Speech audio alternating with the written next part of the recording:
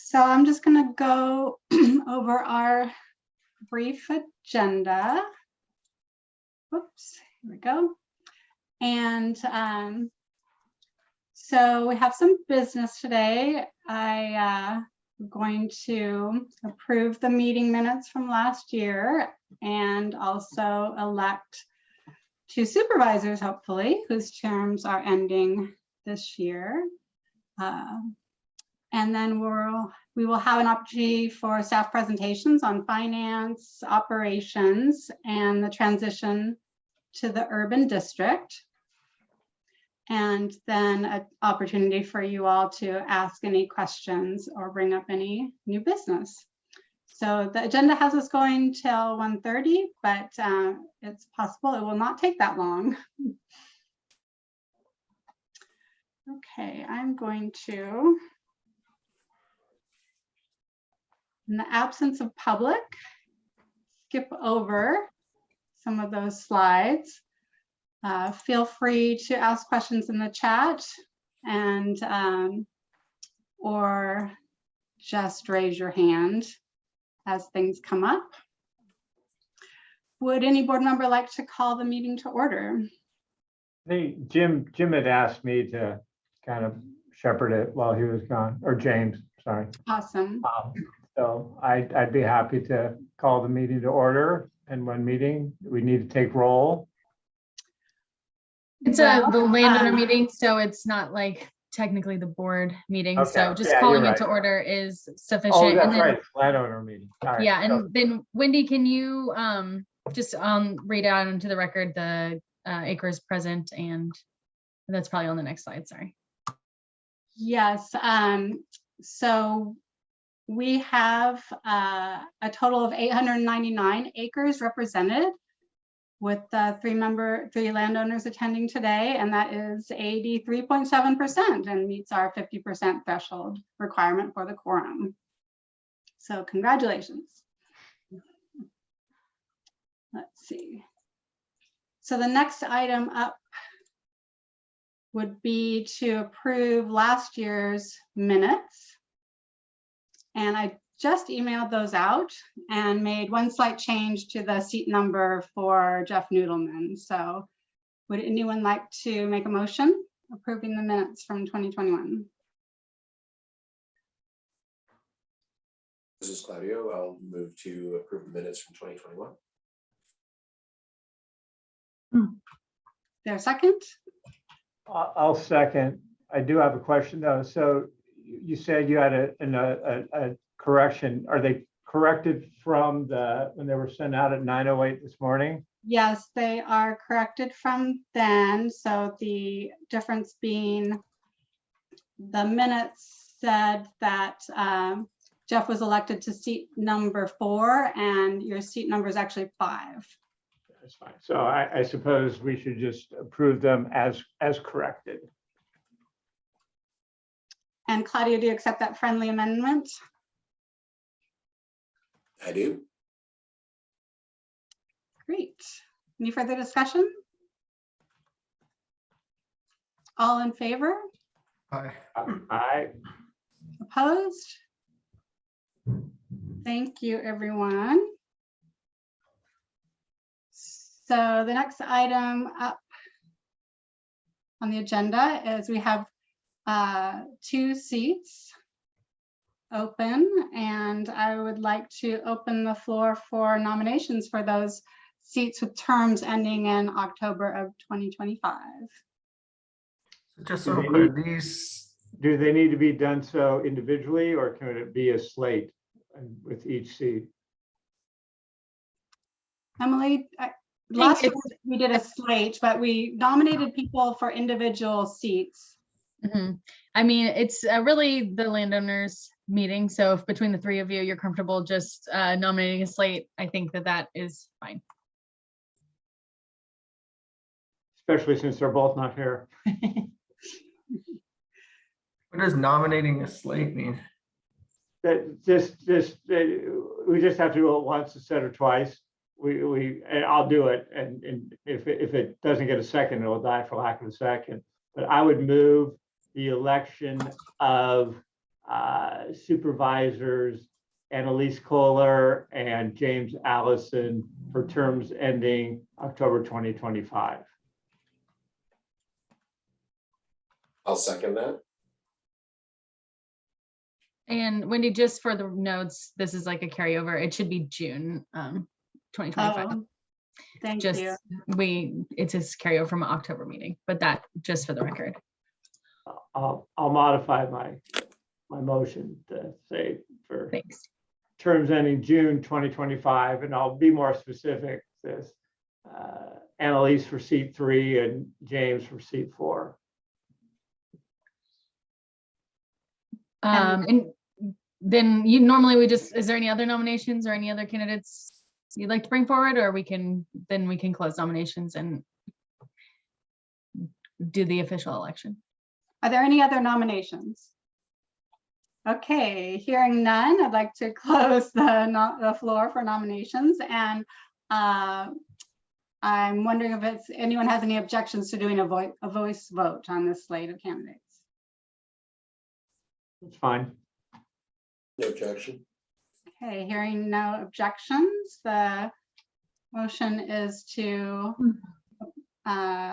elect Annalise Kohler to seat 3 and James Allison to seat 4. All those in favor? Aye. Aye. Opposed? And they are unanimously elected. Thank you, everyone. Great. We are just flying through our agenda. I'm hearing there was widespread fraud in the election and we need to do some investigations, but This meeting is being recorded. Widespread's a bit of an exaggeration. So I'd be careful with how you choose your words there. There was a complaint about lack of food, so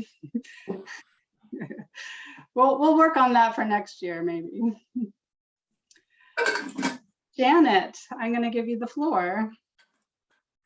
Hi, I'm Janet Olson. I'm the finance manager with MCDD, and I also manage the books for Pen 1. So the financial update. The 2021 financial review was completed by James Marta. He's the same auditor we've used for the last 5 years. The district did receive a clean financial audit, free of any material misstatements. So that's all great. One of the things I might want to mention is that typically Pen 1's always had a review done, but based on the increase in our budgets, we will now be having audits from here on out until we consolidate over to the new district. So if anybody would like to have a copy of the district's financial audit, you can always contact myself at my email address, or you can go out to our website and we will have those posted out there very soon. So if anybody has any questions, I'm happy to answer them.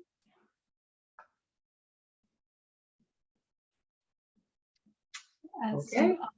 Saw those recently at the format meeting.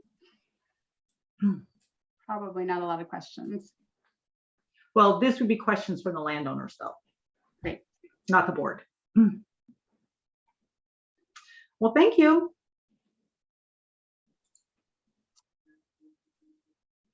And moving on, hopefully Bill is ready. I am. Can you all hear me okay? Yes. Yep. It's good. So for the record, Bill Owen, I'm the chief engineer at the district and oversee engineering operations. I'll be talking about what the district has been doing of its general operations, not just operations team, but broader operations of the district over the last year and what we're looking forward to in the Pen 1 district. So next slide, please. As I normally do, I start off what do we accomplish, and I've offered 4 things in here to as highlights. Let me top of the talk. Sorry, with the top right, it shows I'm sure all of you can tell immediately. It's the 2 discharge pipes from the PIR pump station that goes up and over the levee systems.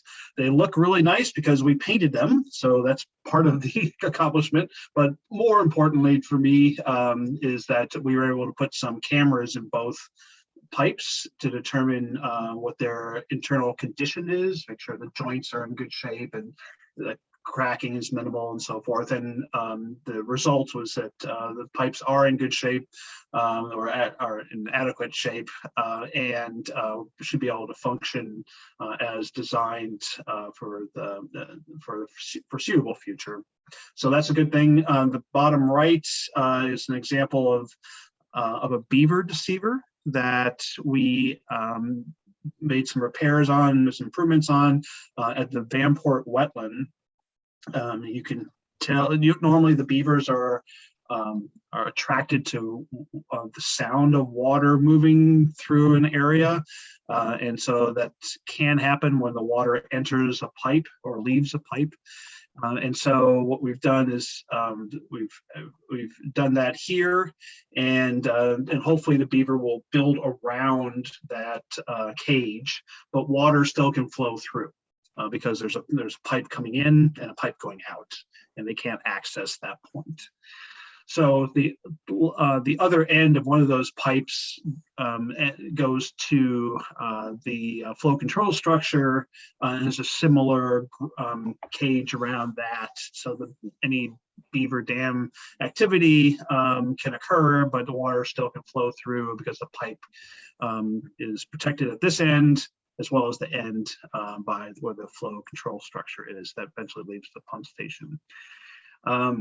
The image on the far left-hand corner, the bottom corner, on the southwest, is an overview of Penn 1 districts, and you can't see the details, but there are blue and orange lines on there, which represents open channels and pipes. Not surprisingly, the area in the very north part of this of the district is all piped and discharges to the Columbia River. And then majority of the district is open channel with a couple of small culverts that eventually leads to the PIR pump station down at the very bottom and then discharges to the slough. The drainage master plan for this is complete, and staff is working with consultants to make address final edits, and the intention is there will be an agenda item at the July Penn 1 meeting to review the results of that planning effort. So that's coming in July, and I believe the schedule is to receive feedback from the board at that point. We'll make any final adjustments and bring it back to y'all in October for final approval, consideration for approval. The last image in the middle is a Google Earth view of the Vanport pump station. You can see the expo center in the towards the top there, but that tiny little building down there is the end of an open channel and represents where the Vanport pump station is. I brought this in because to highlight our connection with the University of Portland engineering program this last year. Their students, a group of their students focused on this site as a capstone project, their senior engineer capstone project, to evaluate options to replace the pump station. So the outcome is a set of documents that has some preliminary drawings and cost estimates of replacing that facility, because it definitely is on your CIP to do so. So it was helpful, certainly helpful for them to go through a design process, and has some value to us as well to start collecting that information. So next slide, please. So on the levy side, there were several things that happened. Again, top right represents the image of some work we did to uncover the tow drains again and sort of armor the area around the outlet of the tow drains. This is an outlet of a lateral that's right near the railroad embankment. You can see one of the railroad cars on the very top of the image. So we've made that, we've made improvements to that outlet. You can't see it, but there's a little mesh grate that we put on the very end of the pipe so animals can't crawl back in there. and also put the a blue marker, so any equipment that we use in the area or someone else tracks in that area knows there's some infrastructure there that they should watch out for. Bottom right is example of some of the mowing activity of the Columbia Slough levee, with both pieces of equipment that we use, the arm mower and then the wing mower. The center photo represents an exercise that was done back in October with City of Portland Transportation Bureau to install the flood wall that's right next to graphic packaging along Marine Drive. So you can see that they've blocked off the road, Marine Drive, for a short period of time to exercise the installation of these this flood wall. The bottom left represents an image again of the district, and you barely see some purple and yellow lines and even a blue line off to the right. This is a graphic from the Corps of Engineers Rehab and Inspection Program, the RIP program. The Corps did an inspection this past year, and we came away with what we were expecting, which is a minimally acceptable rating from the inspection, which is a passing grade for the Corps. So we are continue to be in compliance with their expectations for us. Finally, the top left is an example of some abandoned vehicles that are on the waterward side of the flood wall right next to Marine Drive. We opted to go ahead and contracted with a tow truck company to remove those and pick up some debris that was left over, but it just blocked our access to the flood wall. So that was accomplished last year as well. So next slide. So development reviews, this will be quick. There's technically only 5 that are either active or closed out last year. And if you go to the next slide, I have shown a couple of examples. An active one on the left shows an image of Marine Drive, and there is a proposal to install a new fiber line that's pretty close to the wall.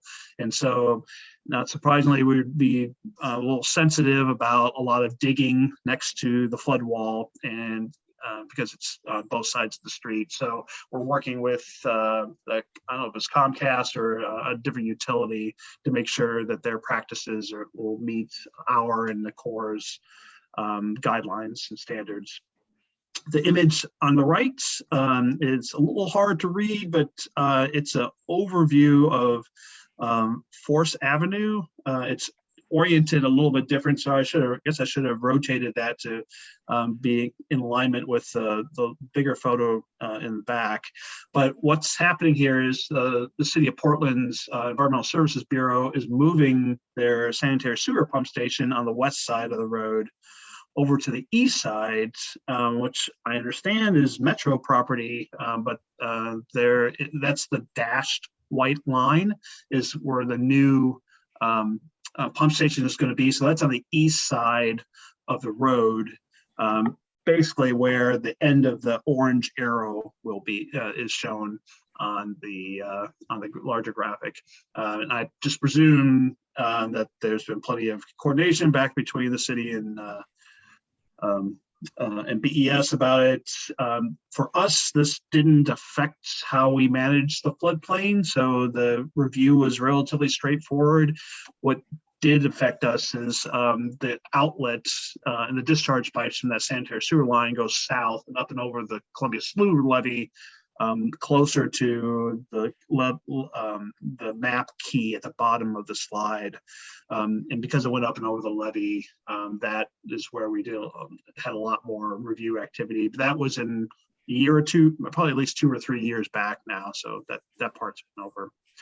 So anyway, that's an overview of the development reviews piece. And so we can move on to the next slide and talk about what's happening next year. A couple of items to note here, and then I just have one more slide that I'll let Colin speak to.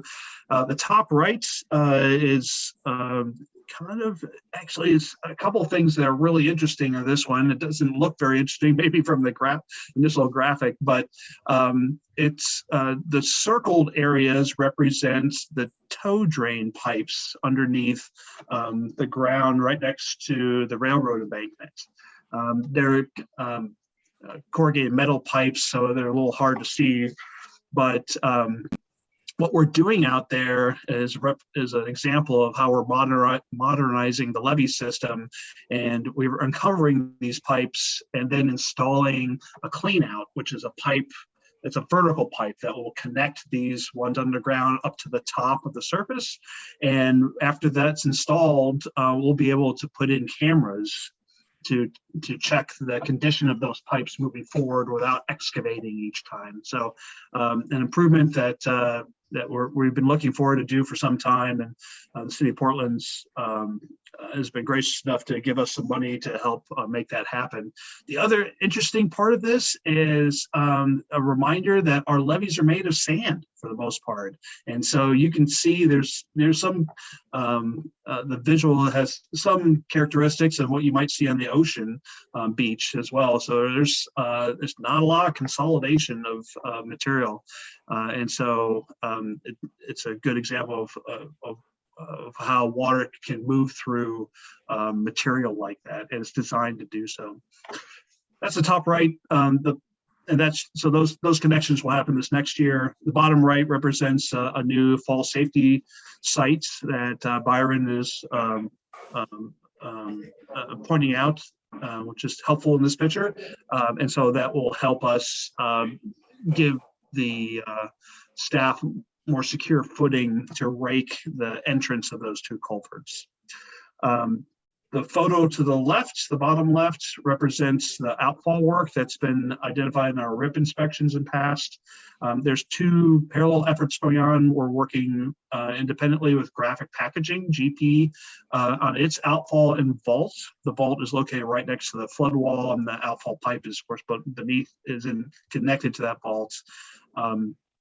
And that outlet pipe is still being used by the company, and so they're working with us and paying for those improvements. The outfall arrow that you see down there represents a BES project to decommission several outfalls that are no longer active. And my understanding too is they've reached out to Metro to incorporate some of their I think it's two outfalls from the Expo Center to incorporate into that project. So both BES and Metro are funding that work. We're providing technical assistance and some guidance as part of that effort. Top left is another view of our PIR pump station, and we're expecting to follow one of two paths this next year.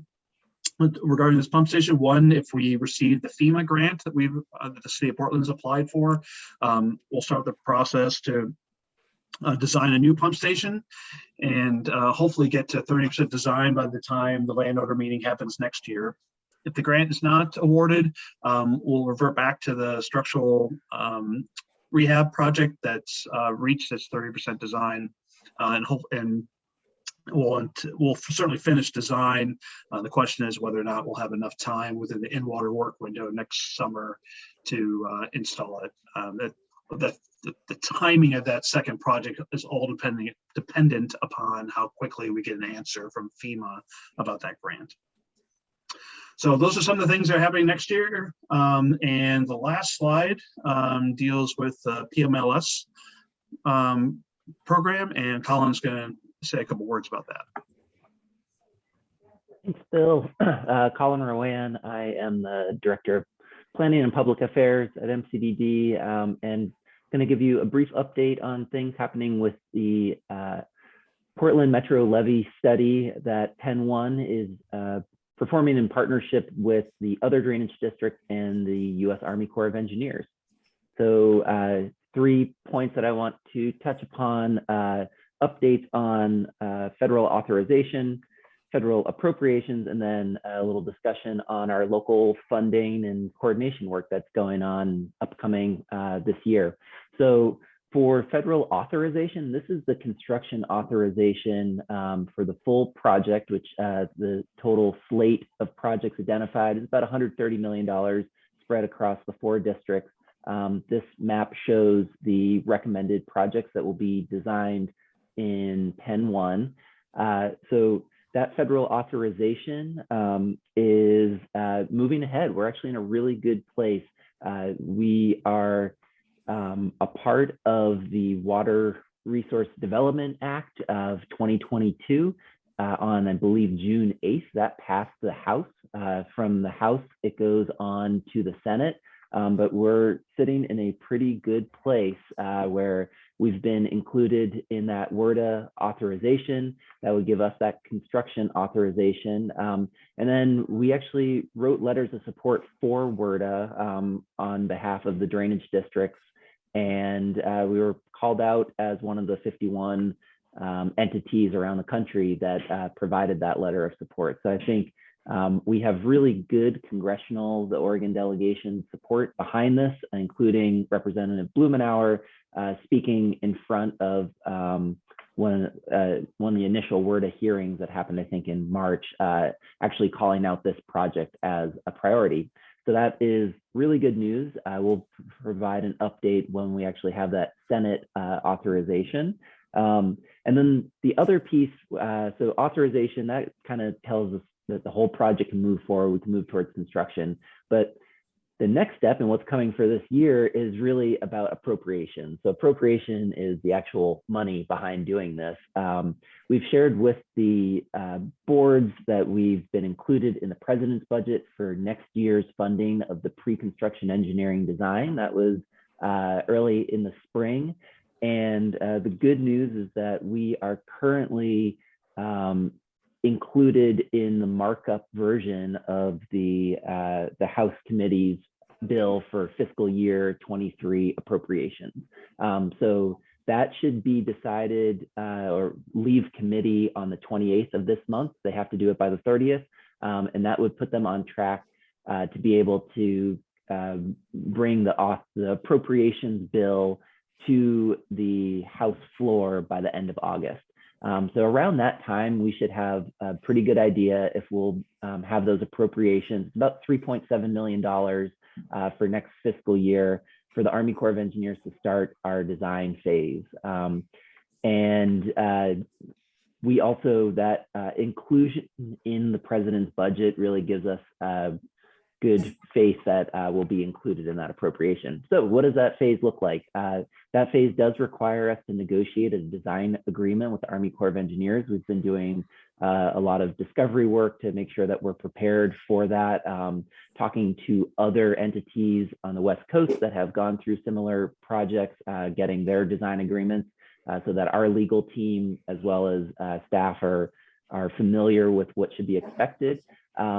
We don't think that it's going to start, the federal fiscal year starts on October 1st. Most likely the appropriations bill will come through later, but we want to be prepared for it. So there's a few other things that Hong Nguyen, our legal counsel, has been helping move forward, including having easement boilerplate reviewed with the Army Corps of Engineers. It's something that we've refined in-house, and Hong and the district council for Army Corps of Engineers will be discussing later this summer.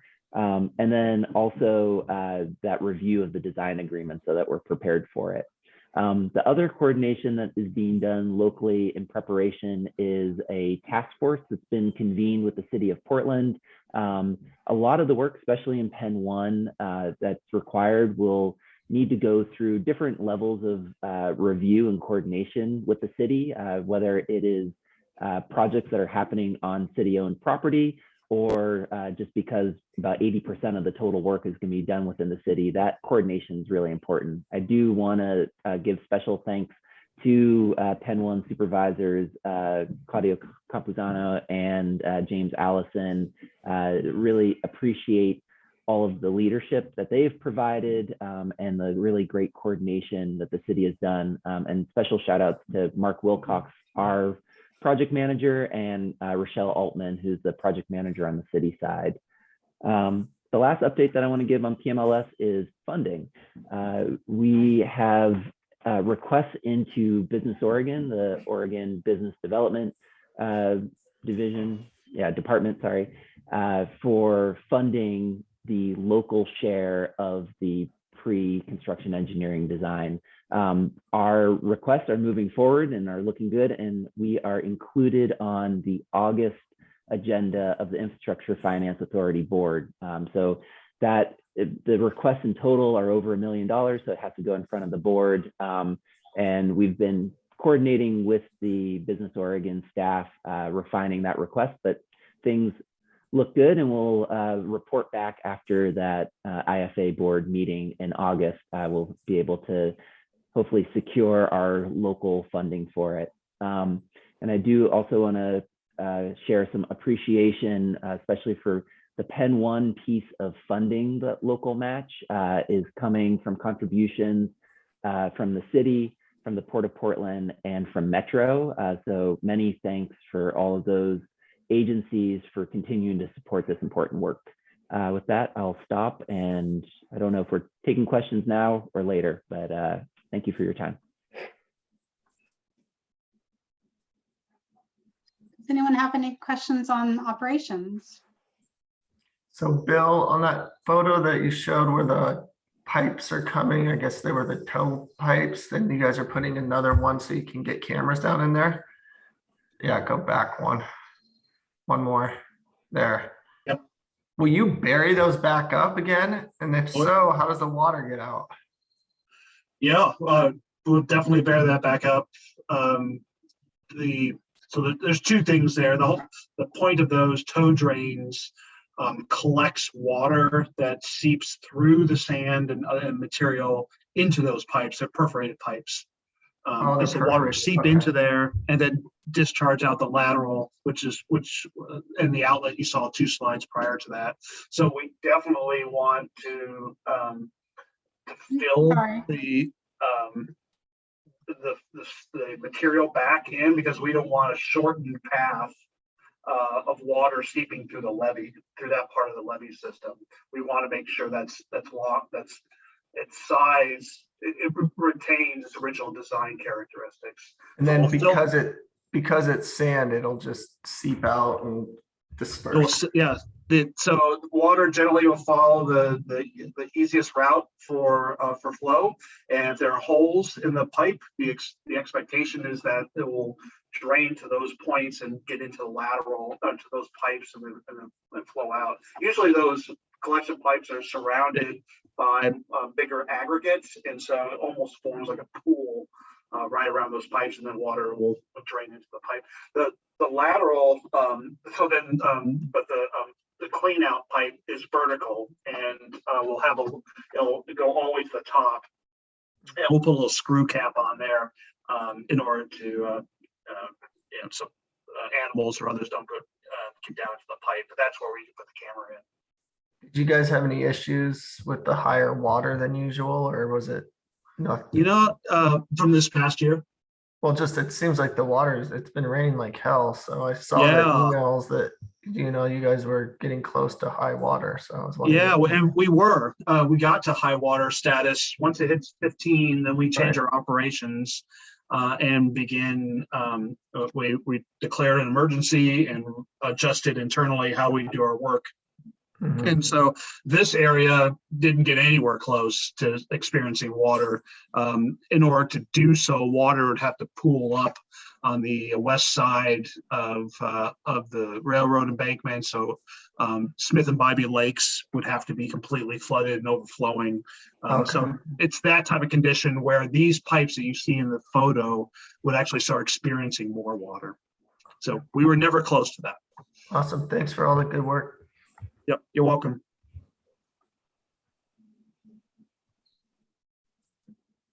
Other questions?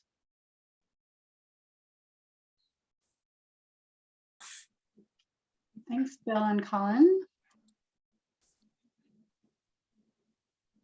I'm going to move on, and Emily's going to talk about the Urban Flood Safety and Water Quality District transition. Sure. So, hi, everyone. I think you all know me and are aware I moved into a new role, acting as transition manager for the urban district. So I'm playing a project management role, kind of shepherding the various tracks of work that are required for the transition.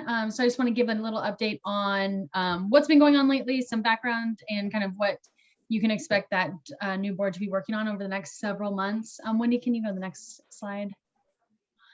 So just as a refresher, you all have been around for a while, so I know you're well aware, but some background on why the urban district was created is an opportunity to improve flood safety in our service delivery, to incorporate addressing water quality and climate resilience, cultural history and equity, and make those just kind of put into, to formalize our dedication to those concepts in our work, and also to create a more representative board, in addition to creating a structure that has more equitable cost sharing across those who receive benefit from our work. Wendy, can you go to the next slide, please? Additional background is just, as you all well know, there is a need to invest in our system, and that is something that with the current drainage district setup, we don't really have the capacity to adequately do, whether it's administratively or just through other restrictions on collecting revenue. We need a bigger pool and more tools at our disposal. And you all are familiar as well with kind of the administrative challenges of managing the various districts and having them separately. So that's the background and purpose of the new district. Next slide. Again, just a refresher and a reminder, you can see here the boundaries for the new district. So in red, there is the current drainage districts where we work now, our current service area. Then in the blue shaded area is the watershed boundary.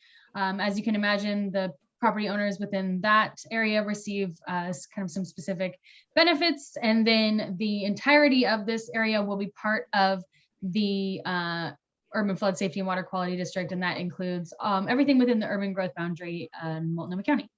Next slide.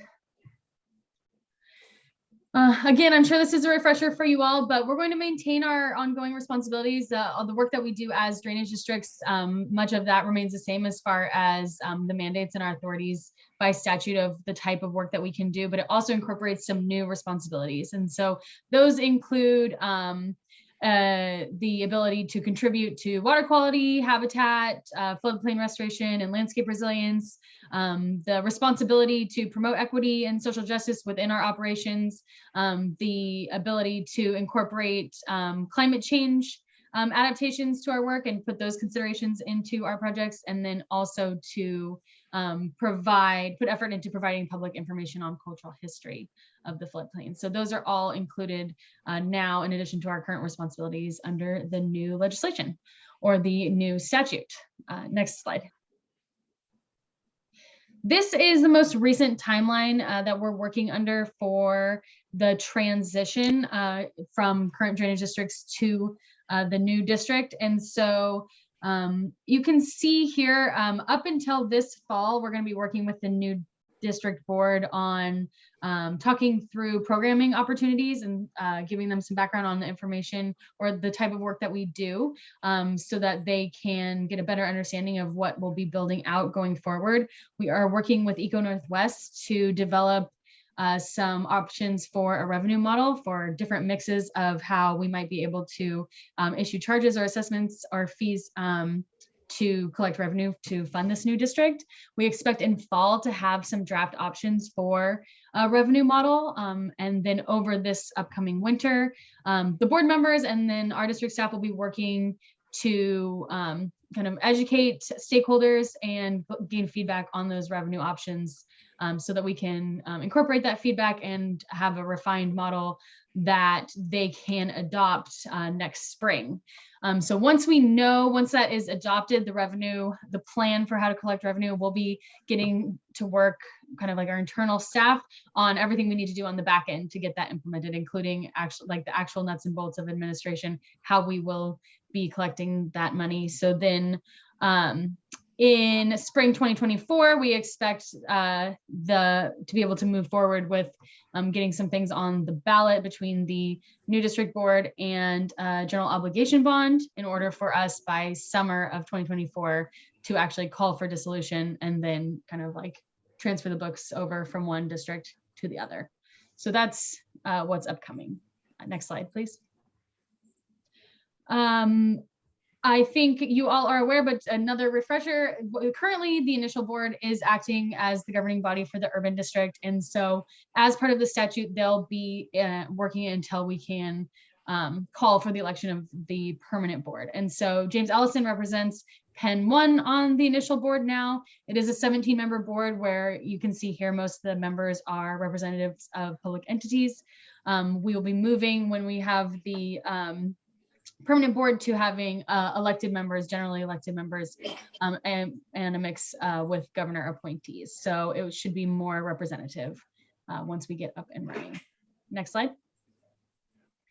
So this is what we're working on right now. As like I showed you in the timeline, this is our big focus right now, is getting to that final adoption of a revenue strategy next spring.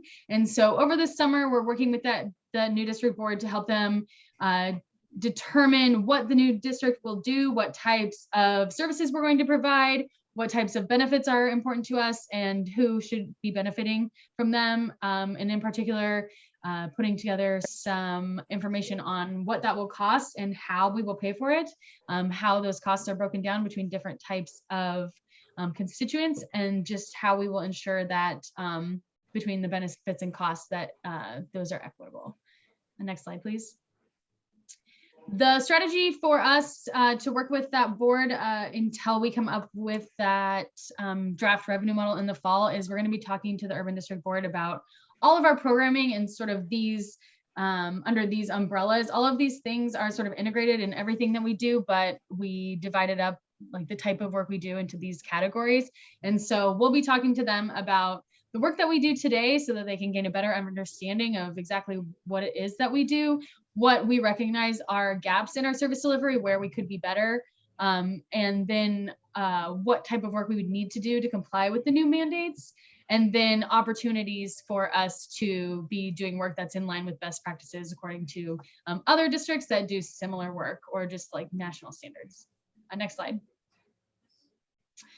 So from there, we're going to calculate some costs, put together some information on once we determine what type of programming we'll have, we'll need to put a price tag on it and understand who benefits and where, determine how people can pay, what mechanism to use to collect revenue, then moving to board election, capital bond, and then the dissolution. And that's my big overview. Is there any questions that I can answer?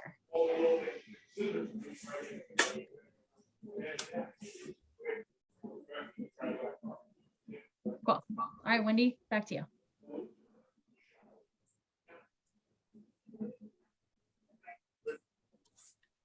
Oh, you're Thank muted. you, Emily. I'm not sure. We're getting a little bit of background noise. I'm not sure who that is. But, landowners, do you have any questions about the urban board transition? And Jim, would you have anything to add? Just want to say thanks to the landowners who are here today for your time and attention. Really appreciate you. Happy to answer any questions. Don't worry, Jim, we punish the landowners who aren't here by electing them to another term. Perfect. Are there any topics that landowners are curious about? Any additional question or new business that you would like to bring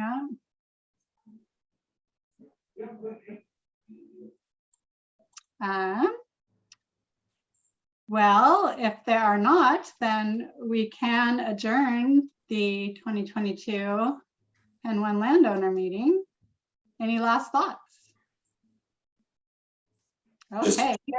Just a big thank you to staff. You took us through a lot of material today, and really appreciate it. And it's great to get sort of a year in review and look ahead. And so, as always, appreciate all the great work. And we appreciate you taking the time to be here today. It's important. Thanks all. Well, I will officially adjourn the Pen 1 2022 landowner meeting. Thanks again. Let's do this again next year, eh? Thank you. Bye, everyone. Thank you so much. Bye.